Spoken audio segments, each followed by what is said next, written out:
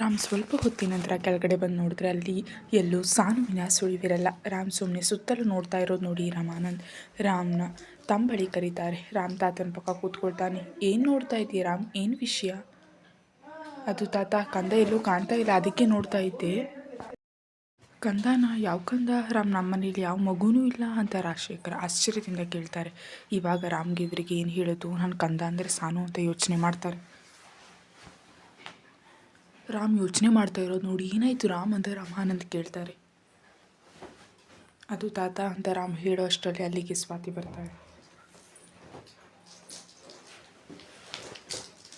ನಿನ್ನ ಕಂದ ಇಲ್ಲಿಲ್ಲ, ಟೆರೇಸ್ ಮೇಲಿದ್ದಾಳೆ ಅಂತ ನಗ್ತಾಳೆ. ಸ್ವಾತಿ, ಏನು ಹೇಳ್ತಿದ್ಯಾ? ನಮ್ಗೆ ಯಾರಿಗೂ ಅರ್ಥ ಆಗ್ತಿಲ್ಲ. ಸ್ವಾತಿ ಮನೆಯವ್ರ ಕಡೆ ನೋಡಿ, ತಾತ, ರಾಮ್ ಹೇಳಿದ ಕಂದ ಬೇರೆ ಯಾರೂ ಅಲ್ಲ, ನಮ್ಮ ಸಾನು. ರಾಮ್ ಸಾನುನ ಪ್ರೀತಿಯಿಂದ ಕಂದ ಅಂತ ಕರೀತಾನಲ್ವ ರಾಮ್ ಅಂತ ಅವನ ಕಡೆ ನೋಡ್ತಾಳೆ.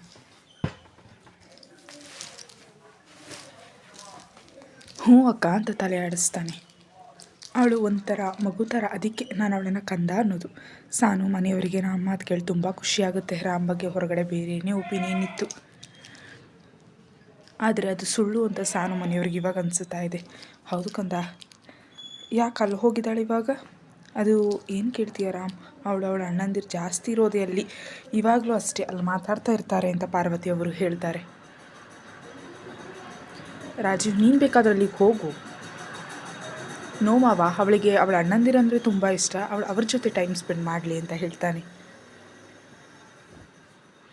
ಅವರಿಗೆ ಅವನ ಮಾತು ಕೇಳಿ ಖುಷಿಯಾಗುತ್ತೆ. ಹೆಂಡತಿಗೆ ಅವಳದೇ ಆದ ಪರ್ಸ್ನಲ್ ಸ್ಪೇಸ್ ಕೊಡೋ ಗಂಡ ಎಲ್ರಿಗೂ ಸಿಗಲ್ಲ. ನಮ್ಮ ಸಾನು ಈ ವಿಷಯದಲ್ಲಿ ತುಂಬ ಲಕ್ಕಿ ಅಂತ ಅಂದ್ಕೊಳ್ತಾರೆ.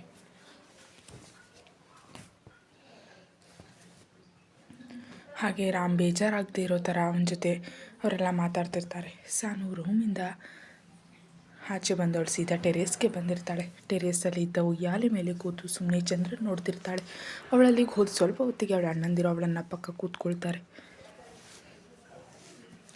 ಸಾನು ಅವರಿಬ್ಬರನ್ನ ನೋಡಿ ಅಭಿ ಹೆಗಲ ಮೇಲೆ ತನ್ನ ತಲೆ ಇಟ್ಟು ಸುಮ್ಮನೆ ಕೂತ್ಕೊಳ್ತಾಳೆ. ಅಭಿನಯ ಸಾನು ಕೈ ಹಿಡ್ಕೊಂಡು, ಸಾನು ಅಲ್ಲೆಲ್ಲ ಸರಿ ಇದೆ ಅಲ್ವಾ, ಏನೂ ಸಮಸ್ಯೆ ಇಲ್ಲ ತಾನೇ ಅಂತ ಸೀರಿಯಸ್ ಆಗಿ ಕೇಳ್ತಾನೆ. ಸಾನು ಅವನ ಮಾತಿಗೆ ಅವನ ಕಡೆ ನೋಡ್ತಾಣ್ಣ. ಯಾಕೆ ಹೀಗೆ ಕೇಳ್ತಿದ್ಯಾ? ನನಗೆ ಯಾಕೋ ಏನೋ ಸರಿ ಇಲ್ಲ ಅಂತ ಅನ್ನಿಸ್ತಿದೆ, ಅದಕ್ಕೆ ಕೇಳಿದೆ. ಹಾಗೇನಿಲ್ಲ ಅಣ್ಣ, ಎಲ್ಲ ಸರಿ ಇದೆ, ಮನೆಯವರೆಲ್ಲ ನಂಗೆ ಚೆನ್ನಾಗಿ ನೋಡ್ಕೊಳ್ತಾ ಇದ್ದಾರೆ.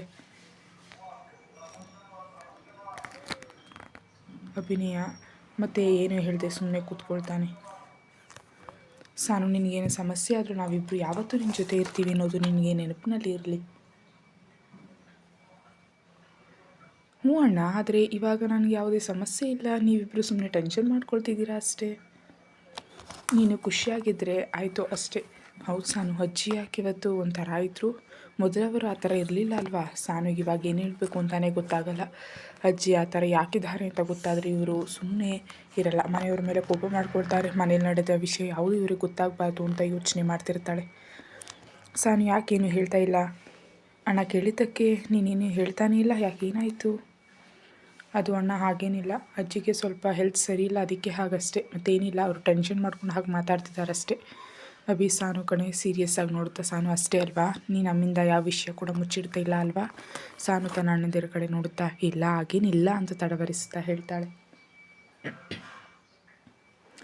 ಸರಿ, ನಾವು ನಿನ್ನ ಮಾತನ್ನು ನಂಬ್ತೀವಿ. ಸಾನು ಮನಸ್ಸಲ್ಲಿ ಅವರಿಬ್ಬರಿಗೂ ಸುಳ್ಳು ಹೇಳಿದ್ದಕ್ಕೆ ಸಾರಿ ಕೇಳ್ತಾಳೆ. ಸಾರಿ ಅಣ್ಣ, ಅಜ್ಜಿ ಇವಾಗ ನನ್ನ ಜೊತೆ ನಡ್ಕೊಳ್ತಾ ಇರೋದು ಗೊತ್ತಾದರೆ ನೀವಿಬ್ಬರು ಸುಮ್ಮನೆ ಇರಲ್ಲ, ಅದಕ್ಕೆ ನಾನೇ ಈ ಸಮಸ್ಯೆ ಬಗೆಹರಿಸ್ತೀನಿ ಅಂತ ಸುಮ್ಮನೆ ಹಾಕ್ತಾಳೆ. ಸರಿ, ಹಾಗಾದರೆ ಬಾ ಕೆಳಗಡೆ ಹೋಗೋಣ. ರಾಮ್ ಒಬ್ಬರೇ ಇದ್ದಾರೆ, ಅವರಿಗೆ ಮನೆಯವರು ಯಾರು ಅಷ್ಟು ಪರಿಚಯ ಇಲ್ಲ, ಅವರಿಗೆ ಬೇಜಾರು ಮಾಡಬಾರ್ದು ನಾವು. ಹ್ಞೂ ಅಣ್ಣ, ಸರಿ ಬಾ ಹೋಗೋಣ ಅಂತ ಇಬ್ಬರ ಜೊತೆ ಕೆಳಗಡೆ ಬರ್ತಾಳೆ. ಸಾನು ಕೆಳಗಡೆ ಬಂದು ನೋಡಿದರೆ ರಾಮ್ ಮನೆಯವ್ರ ಜೊತೆ ಖುಷಿಯಿಂದ ಮಾತಾಡ್ತಿರ್ತಾನೆ. ರಾಮ್ನ ನಗು ನೋಡಿ ಸಾನು ಮುಖದಲ್ಲಿ ಕೂಡ ನಗು ಮೂಡುತ್ತೆ. ಸಾನು ನಗ್ತಾ ರಾಮ್ನೇ ನೋಡ್ತಿರ್ತಾಳೆ.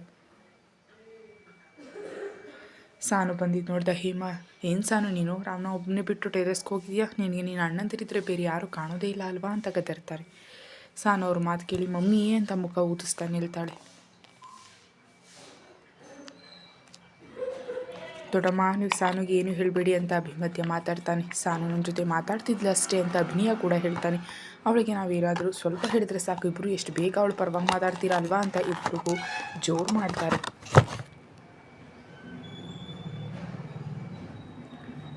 ಅಕ್ಕ ಹೋಗಲಿ ಬಿಡು, ಅವ್ರ ಮೂವರು ಹೇಗೆ ಅಂತ ಗೊತ್ತು. ಹಾಗಿದ್ರು ಯಾಕೆ ನೀವು ಹೇಳಿ ಬಾಯಿ ನೋವು ಮಾಡ್ಕೊಳ್ತೀರಾ? ಹಾಗಲ್ಲ ಪಾರ್ವತಿ, ಮೊದಲಾದರೆ ಬೇರೆ. ಇವಾಗ ಇವಳು ಮದುವೆ ಆಗಿದೆ, ರಾಮ್ ಮೊದಲೇ ಸಲ ನಮ್ಮ ಮನೆಗೆ ಬಂದಿದ್ದಾನೆ. ಇವ್ರು ನೋಡಿದ್ರೆ ಇವ್ರ ಪಾಡಿಗೆ ಇವರಿದ್ದಾರೆ.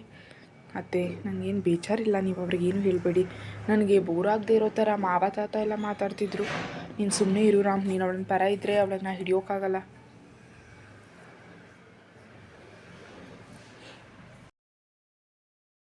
ಮಮ್ಮಿ, ನೀನು ಸ್ವಲ್ಪ ಸುಮ್ಮನೆ ಇರು.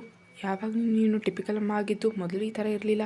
ಡ್ಯಾಡ್, ನನಗೆ ಹೊಸ ಮಮ್ಮಿ ಬೇಕು, ಚಿಕ್ಕಿ ನನಗೆ ಹಸಿವಾಗಿದೆ, ಬನ್ನಿ ಎಲ್ಲ ಊಟ ಮಾಡೋಣ ಅಂತ ಒಂದೇ ಉಸಿರಿಗೆ ಹೇಳಿ ಡೈಲಾಗ್ ಟೇಬಲ್ ಮೇಲೆ ಹೋಗ್ತಾಳೆ. ಹೇಮಾ ಕೋಪದಲ್ಲಿ ತನ್ನ ಗಂಡನ ಕಡೆ, ನೋಡಿರಿ ನೀವೆಲ್ಲ ಕೊಟ್ಟಿರೋ ಸಲಿಕೆಯಿಂದ ಹೇಗೆ ಮಾತಾಡ್ತಿದ್ದಾಳೆ ನೋಡಿ. ರಾಜಶೇಖರ್, ಹೇಮಾ ಅವ್ಳು ನೀನು ಜೋರು ಮಾಡಿದ್ದಕ್ಕೆ ಹಾಗೆ ಹೇಳಿದಾಳೆ. ಬಾ ಸ್ವಲ್ಪ ಹೊತ್ತಿಗೆ ನೀವಿಬ್ಬರು ಒಂದೇ ಪಾರ್ಟಿ ಅಂತ ನಮಗೆ ಗೊತ್ತು. ಇವಾಗೆಲ್ಲ ಊಟಕ್ಕೆ ಬನ್ನಿ, ರಾಮ್ ಬಾ ಊಟ ಮಾಡೋಣ. ಎಲ್ಲ ಊಟಕ್ಕೆ ಹೋಗ್ತಾರೆ. ಸಾನು ಟೇಬಲ್ ಮೇಲೆ ಇದ್ದ ಎಲ್ಲ ಅಡುಗೆ ಪಾತ್ರೆ ಓಪನ್ ಮಾಡಿ ನೋಡ್ತಿರ್ತಾಳೆ. ಎಲ್ಲ ಅವಳು ಇಷ್ಟದ ಅಡುಗೆ ಆಗಿರುತ್ತೆ. ಅದನ್ನು ನೋಡಿ ಅವಳು ಖುಷಿಯಿಂದ ಅವಳಮ್ಮನ ಕೆನ್ನೆಗೆ ಮುತ್ತು ಕೊಡ್ತಾಳೆ. Thanks mummy, you are the best. ಎಲ್ಲ ನನಗೆ ಇಷ್ಟ ಅಂತ ಮಾಡಿದ್ಯಾ ಅಲ್ವಾ ಅಂತ ಕಣ್ಣು ಅರಳಿಸಿ ಕೇಳ್ತಾಳೆ. ಹ್ಞೂ ಸಾನು ಅಂತ ತಲೆ ಆಡಿಸ್ತಾರೆ. ರಾಮ್ ಅವರಿಬ್ಬರನ್ನೇ ಆಶ್ಚರ್ಯದಿಂದ ನೋಡ್ತಿರ್ತಾನೆ. ಅಭಿನಿ ಅವನ ಬಳಿ ಬಂದು, ಏನು ಬಾವ ಹಾಗೆ ನೋಡ್ತಿದ್ದೀರಾ? ಅವರಿಬ್ಬರು ಹಾಗೆ ಸ್ವಲ್ಪ ಹೊತ್ತು ಕೋಪ ಮಾಡಿಕೊಂಡ್ರು, ಆಮೇಲೆ ಬೇಗ ಸರಿ ಹೋಗ್ತಾರೆ. ಅದಕ್ಕೆ ನಾವ್ಯಾರು ಅವಾಗಷ್ಟು ರಿಯಾಕ್ಟ್ ಮಾಡಿದೆ, ಸುಮ್ಮನೆ ಇದ್ದದ್ದು. ಬನ್ನಿ ಕೂತ್ಕೊಳ್ಳಿ ಅಂತ ರಾಮ್ಗೆ ಸಾನು ಪಕ್ಕದಲ್ಲಿದ್ದ ಚೇರು ತೋರಿಸ್ತಾನೆ. ರಾಮ್ ಮತ್ತೇನು ಹೇಳಿದೆ ಸುಮ್ಮನೆ ತಲೆ ಆಡಿಸಿ ಸಾನು ಪಕ್ಕ ಕೂತ್ಕೊಳ್ತಾನೆ. ಹೇಮಾ ಮತ್ತು ಪಾರ್ವತಿ ಒಟ್ಟಿಗೆ ಬಡಿಸ್ತಾರೆ. ರಾಮ್ ಕಡೆ ನೋಡಿ, ರಾಮ್ ಸಂಕೋಚ ಏನು ಮಾಡ್ಕೊಳ್ಬೇಡ, ಫ್ರೀಯಾಗಿ ಊಟ ಮಾಡು ಅಂತ ಹೇಳ್ತಾರೆ. ಹ್ಞೂ ಅಂತ ರಾಮ್ ಊಟ ಮಾಡೋಕ್ಕೆ ಶುರು ಮಾಡ್ತಾನೆ. ಮನೆಯವರೆಲ್ಲ ಒಟ್ಟಿಗೆ ಖುಷಿಯಿಂದ ಊಟ ಮಾಡ್ತಾರೆ. ಎಲ್ಲರೂ ಊಟ ಮುಗಿದ ನಂತರ ಸಾನು ರಾಮ್ಗೆ ಅಂತ ಹಾಲು ತೊಗೊಂಡು ರೂಮ್ಗೆ ಹೋಗ್ತಾಳೆ.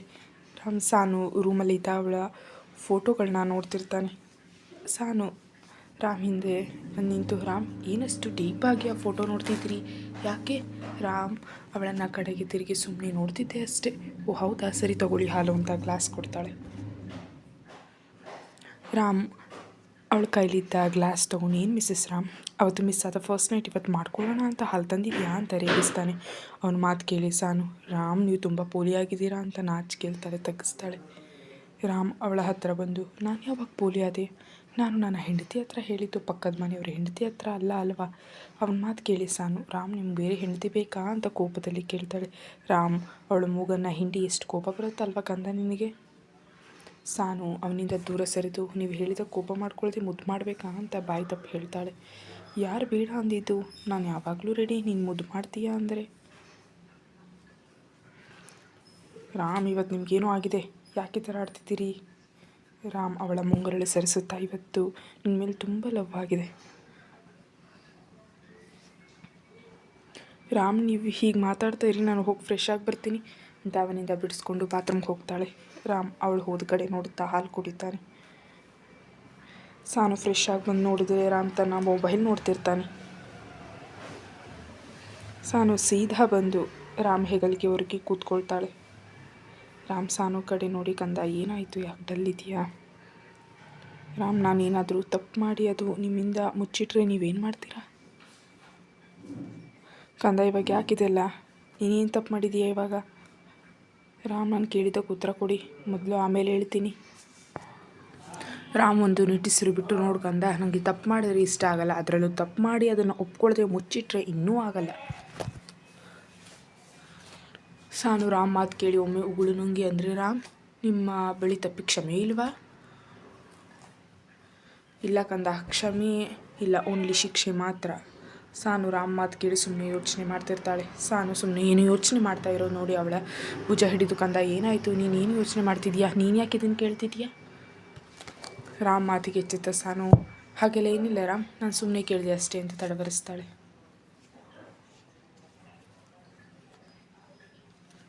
ರಾಮ್ ಸಾನು ಕಡೆ ನೋಡ್ತಾ, ಅಷ್ಟೇನಾ ಅಂತ ಕೇಳ್ತಾನೆ. ಹ್ಞೂ ರಾಮ್, ಅಣ್ಣ ಇವತ್ತು ನಿಮ್ಮ ಬಗ್ಗೆ ಹೇಳ್ತಾ ಇದ್ದ, ಅದಕ್ಕೆ ಕೇಳಿದೆ ಅಷ್ಟೇ, ಮತ್ತೇನಿಲ್ಲ. ರಾಮ್ ಆವಾಗಲೇ ತುಂಬ ಲೇಟಾಯಿತು, ಮಲ್ಗೋಣ, ನಂಗೆ ನಿದ್ರೆ ಬರ್ತಿದೆ ಅಂತ ಮಲಗ್ತಾಳೆ. ರಾಮ್ ಇನ್ನು ಸಾನುನ ಅನುಮಾನದಿಂದ ನೋಡ್ತಿರ್ತಾನೆ. ರಾಮ್ ಹಾಗೆ ಕೂತಿರೋದು ನೋಡಿ, ರಾಮ್ ಮಲಗಲ್ವಾ? ಹ್ಞೂ ಕಂದ ಅಂತ ಲೈಟ್ ಆಫ್ ಮಾಡಿ ಸಾನು ಪಕ್ಕ ಮಲಗ್ತಾನೆ. ರಾಮ್ ಏನೋ ಸ್ವಲ್ಪ ಹೊತ್ತಿಗೆ ನಿದ್ರೆ ಮಾಡ್ತಾನೆ. ಆದರೆ ರಾಮ್ ಮಾತು ಕೇಳಿ ಸಾನುವಿನ ನಿದ್ರೆ ಹಾರು ಹೋಗಿರುತ್ತೆ. ರಾಮ್ ಮಲಗಿದ್ದು ನೋಡಿ ಸಾನು ರಾಮ್ ಕಡೆ ನೋಡಿ, ಇವಾಗ ನಾನು ಏನು ಮಾಡಲಿ ಅಣ್ಣ, ಏನು ಎಲ್ಲ ವಿಷಯ ರಾಮ್ಗೆ ಹೇಳು ಆದರೆ ನಾನು ಈ ವಿಷಯ ಹೇಳಿದರೆ ರಾಮ್ ರಿಯಾಕ್ಟ್ ಹೇಗಿರುತ್ತೆ ಅಂತ ಇಮ್ಯಾಜಿನ್ ಮಾಡೋಕ್ಕೆ ಭಯ ಆಗುತ್ತೆ. ಏನು ಮಾಡಲಿ ಅಂತ ಯೋಚನೆ ಮಾಡ್ತಿರ್ತಾಳೆ. ಸಾನು ಹೀಗೆ ಯೋಚನೆ ಮಾಡ್ತಾ ಎಷ್ಟು ಹೊತ್ತಿಗೆ ನಿದ್ರೆ ಮಾಡ್ತಾಳೆ ಅಂತ ಅವಳಿಗೆ ಗೊತ್ತಾಗಲ್ಲ. ಬೆಳಗ್ಗೆ ಎಂದಿನ ಹಾಗೆ ಮೊದಲು ರಾಮ್ಗೆ ಎಚ್ಚರ ಆಗುತ್ತೆ. ಎಚ್ಚರ ಆದ ರಾಮ್ ತನ್ನ ಪಕ್ಕ ಮುದುರು ಮಲಗಿದ್ದ ಸಾನು ನೋಡಿ, ಕಂದ ನೀನು ನನ್ನ ಹತ್ರ ಯಾವ ವಿಷಯ ಹೇಳೋಕೆ ತುಂಬ ಭಯ ಪಡ್ತಿದ್ಯಾ ಅಲ್ವಾ, ಅದೇನು ಅಂತ ನಾನು ತಿಳ್ಕೊಳ್ಬೇಕು ಕಂದ. ನಾನು ಬೇರೆಯವ್ರ ವಿಷಯಕ್ಕೆ ಅಷ್ಟೇ ಕೋಪ ಮಾಡಿಕೊಂಡ್ರು ನೀನು ವಿಷಯ ಅಂತ ಬಂದಾಗ ನಾನು ಅಷ್ಟೇ ತಾಳ್ಮೆಯಿಂದ ಇರ್ತೀನಿ. ಯಾಕಂದರೆ ನನಗೆ ನೀನಂದರೆ ಅಷ್ಟು ಪ್ರೀತಿ. ನಾನು ಯಾವತ್ತೂ ಕಳ್ಕೊಳ್ಳೋಕ್ಕೆ ಇಷ್ಟಪಡಲ್ಲ. ನಿನ್ನೆ ರಾತ್ರಿ ನಾನು ಹಾಗೆ ಹೇಳಿದ್ದಕ್ಕೆ ನಿಂಗೆ ಇನ್ನೂ ಜಾಸ್ತಿ ಭಯ ಆಗಿರುತ್ತೆ ಅಂತ ಗೊತ್ತು. ಆದಷ್ಟು ಬೇಗ ನೀನು ಯಾವ ವಿಷಯ ಮುಚ್ಚಿಟ್ಟಿದ್ದೀಯಾ ಅಂತ ತಿಳ್ಕೊಳ್ತೀನಿ ಅಂತ ಇದ್ದು ಸ್ನಾನ ಮಾಡಲು ಬಾತ್ರೂಮ್ಗೆ ಹೋಗ್ತಾನೆ.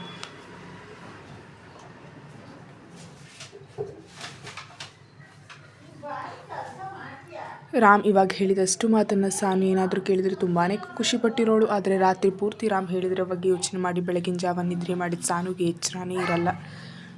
ರಾಮ್ ರೆಡಿಯಾದರೂ ಸಾನು ಇನ್ನೂ ಮಲಗಿರೋ ನೋಡಿದ ರಾಮ್ ಅವಳ ಪಕ್ಕ ಬಂದು ಅವಳ ಹಣೆ ಕತ್ತು ಮುಟ್ಟಿ ನೋಡ್ತಾನೆ. ಕಂದ ಏಳು, ಟೈಮ್ ಆಯಿತು ಅಂತ ಅವಳನ್ನು ಎಚ್ಚರ ಮಾಡ್ತಾನೆ. ರಾಮ್ ಧ್ವನಿ ಕೇಳಿದ್ದು ಕೂತ ಸಾನು ರಾಮ್ ರೆಡಿಯಾಗಿರೋ ನೋಡಿ, ರಾಮ್ ನೀವ್ಯಾಕೆ ಇಷ್ಟು ಬೇಗ ರೆಡಿಯಾಗಿದ್ದೀರಿ ಅಂತ ಆಶ್ಚರ್ಯದಲ್ಲಿ ಕೇಳ್ತಾಳೆ. ಕಂದ ಬೇಗನಾ, ನೀನು ಇವತ್ತು ಲೇಟಾಗಿ ಎದ್ದಿದ್ಯಾ, ಟೈಮ್ ನೋಡು ಅಂತ ಹೇಳ್ತಾಳೆ. ಟೈಮ್ ನೋಡಿದ ಸಾನು ನೋ ತುಂಬ ಲೇಟಾಗಿದೆ ಅಂತ ಗಡಿಬಿಡಿಲಿ ಎದ್ದು ಹೋಗೋಕೆ ನೋಡ್ತಾಳೆ. ಆದರೆ ರಾಮ್ ಕೈ ಹಿಡಿದು ತಡಿತಾನೆ. ಬೆಳಿಗ್ಗೆ ಲೇಟಾಗಿ ಎದ್ದು ಸಾನು ಗಡಿಬಿಡಿಲಿ ಎದ್ದು ಹೋಗೋಕೆ ನೋಡ್ತಾಳೆ. ಆದರೆ ರಾಮ್ ಅವಳ ಕೈ ಹಿಡಿದು ತಡಿತಾನೆ. ರಾಮ್ ಕೈ ಹಿಡಿದಿರೋದು ನೋಡಿ, ರಾಮ್ ಏನು ಮಾಡ್ತಿದ್ದೀರಾ, ಆಲ್ರೆಡಿ ಟೈಮ್ ಆಗಿದೆ, ನಿಮ್ಮ ಆಫೀಸ್ ಕೂಡ ದೂರ ಇದೆ. ಹೌದು ನನ್ನ ಆಫೀಸ್ ದೂರ ಇದೆ, ಆದರೆ ನೀನು ಇವತ್ತು ಇಲ್ಲೇ ಇರ್ತೀಯ ಅಲ್ವಾ, ಮತ್ತು ಯಾಕೆ ರಾಮ್ ಏನು ಹೇಳ್ತಾ ಇದ್ದೀರಾ, ನಾನು ಯಾಕೆ ಇಲ್ಲಿರಬೇಕು, ನನಗೆ ಹಾಸ್ಪಿಟಲ್ಗೆ ಹೋಗ್ಬೇಕು ಇವತ್ತು.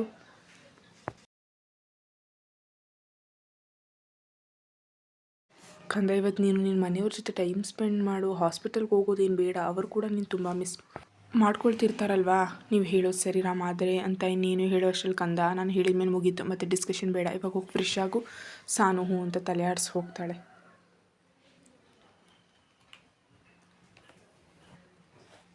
ಸಾನು ಫ್ರೆಶ್ ಆಗಿ ಬರೋ ತನಕ ರಾಮ್ ಲ್ಯಾಪ್ಟಾಪಲ್ಲಿ ತನ್ನ ಕೆಲಸ ಮಾಡ್ತಿರ್ತಾನೆ. ಸಾನು ಬಂದ ನಂತರ ಕಂದೆ ಸಂಜೆ ನಾನೇ ಬಂದು ಕರ್ಕೊಂಡು ಹೋಗ್ತೀನಿ ಆಯಿತಾ, ಅಲ್ಲಿ ತನಕ ಮನೆಯವ್ರ ಜೊತೆ ಟೈಮ್ ಸ್ಪೆಂಡ್ ಮಾಡು. ಹ್ಞೂ ರಾಮ್ ಸರಿ ಅಂತ ಇಬ್ಬರು ಕೆಳಗಡೆ ಬರ್ತಾರೆ.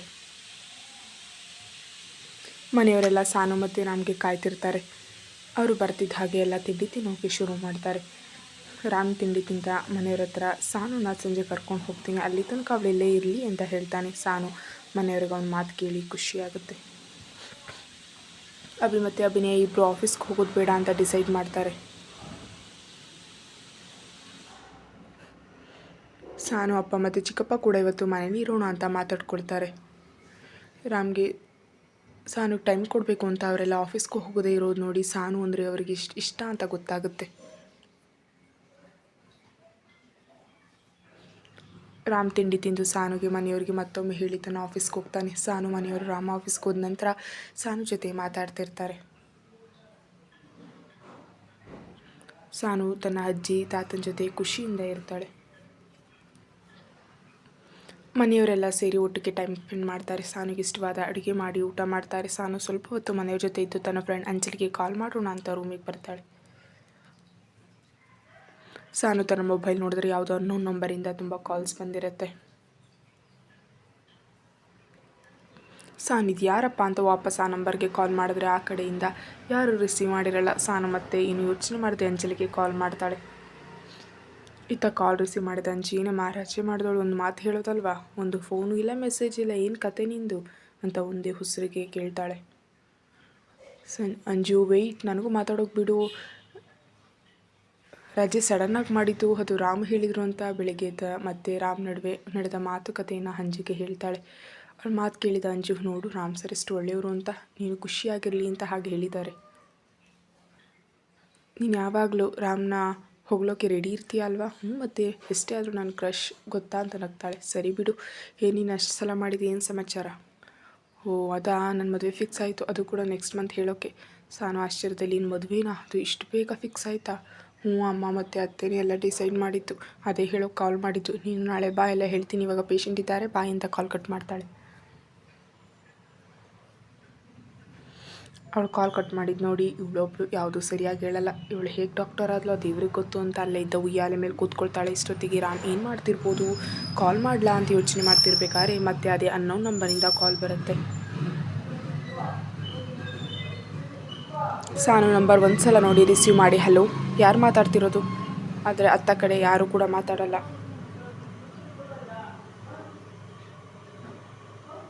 ಸಾನು ಇನ್ನೊಮ್ಮೆ ಹಲೋ ಯಾರು ಅಂತ ಕೇಳ್ತಾಳೆ. ಆವಾಗಲೂ ಕೂಡ ರೆಸ್ಪಾನ್ಸ್ ಮಾಡದೇ ಇರೋದು ನೋಡಿ ಸಾನು ಕೋಪದಲ್ಲಿ ಯಾರು ಇದು ಫೋನ್ ಮಾಡಿ ಮಾತಾಡಲ್ಲ ಅಂತ ಜೋರು ಮಾಡ್ತಾಳೆ.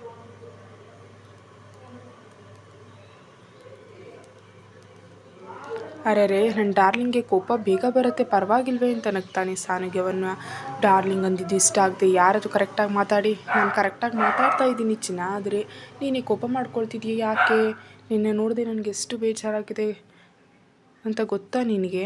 ಸಾನುಗೆ ಅವನ ಮಾತು ಕೇಳಿ ತಲೆ ಕೆಟ್ಟು ಹೋಗುತ್ತೆ. ರೀ ಮಿಸ್ಟರ್ ಯಾರು ನೀವು ರಾಂಗ್ ನಂಬರ್ ಕಾಲ್ ಮಾಡಿದ್ದೀರಾ ಅನಿಸುತ್ತೆ, ಒಂದು ಸಲ ನಂಬರ್ ಚೆಕ್ ಮಾಡಿ. ಇಲ್ಲ ಚಿನ್ನ, ರೈಟ್ ನಂಬರ್ಗೆ ರೈಟ್ ಪರ್ಸನ್ಗೆ ಕಾಲ್ ಮಾಡಿರೋದು. ಇವಾಗ ಅದು ಎಲ್ಲ ಬಿಡು, ನೀನು ಎಲ್ಲಿಗೆ ಹೋಗಿದ್ದೀಯ ಇವತ್ತು, ನೀನು ಯಾಕೆ ನನ್ನ ಕಣ್ಣಿಗೆ ಬಿದ್ದಿಲ್ಲ, ಎಲ್ಲಿ ಹೋಗಿದ್ದೀಯಾ. ಸಾನು ಅವನ ಮಾತು ಕೇಳಿ ತಾಳ್ಮೆ ಕಳ್ಕೊಂಡು ನಾನು ಎಲ್ಲಿಗಾದರೂ ಹೋಗ್ತೀನಿ, ಅದನ್ನು ಕೇಳೋಕೆ ನೀನು ಯಾರು, ನಾನು ಯಾಕೆ ನಿನ್ನ ಕಣ್ಣು ಕಳಿಸ್ಕೊಡ್ಬೇಕು.